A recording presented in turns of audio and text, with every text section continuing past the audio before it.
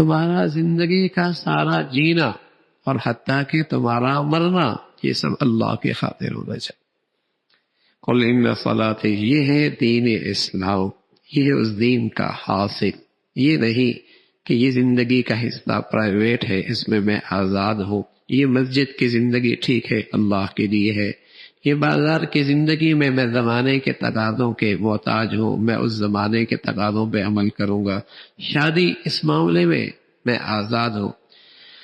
آج کا مسلمان جو نفس پرست ہے، خواہش پرست ہے، نفس پرستی کی زندگی گزارتا ہے، اسلام کا لبادہ بھی اوڑھنا چاہتا ہے اور اسلام سے آزاد زندگی بھی گزارنا چاہتا ہے۔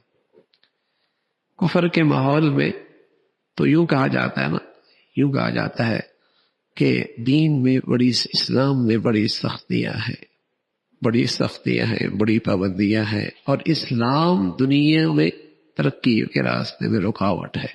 کفر کے ماحول میں تو یہ کہا جاتا ہے، لیکن اسلام کے معاشرے میں، مسلمانوں کی سوسائٹی میں، اسلامی دنیا میں انہی کے جو کرندے ہوتے ہیں، چونکہ انہیں مسلمانوں سے مفادات ان کے وابستہ ہوتے ہیں، تو وہ تو یہ تو نہیں کہتے ہیں کہ اسلام کی وجہ سے پابندی ہے، اسلام راستے میں رکاوٹ ہے۔ وہ کیا کہتے ہیں؟ علماء راستے میں رکاوٹ ہے، یہ دیندار طبقہ اسلام کے راستے میں رکاوٹ ہے، یہ مدارس دین کے راستے میں، دنیا کی ترقی میں رکاوٹ ہے، چونکہ ان کے مفادات ہوتے ہیں مسلمانوں سے، تو اسلام کا نام بھی نہیں چھوڑتے، لیکن انہیں دل سے اسلام کی زندگی پسند بھی کوئی نہیں، اسلام سے آزاد بھی رہنا چاہتے ہیں اور اسلام کا نام بھی رکھنا چاہتے ہیں، اس لیے کہ ان کے مفادات مسلمان سوسائٹی سے وابستہ ہوتے ہیں۔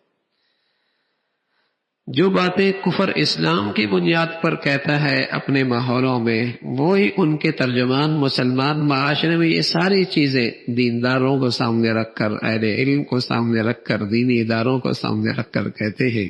اسلام کا نام بھی رکھتے ہیں، لیکن اسلام کی کسی چیز کو قبول کرنے کے لیے بھی تیار کوئی نہیں۔ ان کی نظر میں عبادت بھی فضول ہے، شرم و حیا بھی فضول ہے، حلال کھانا بھی فضول ہے، اور پردہ بھی فضول ہے۔ یہ سب چیزیں فضول ہیں، لیکن پھر بھی مسلمان رہنا چاہتے ہیں۔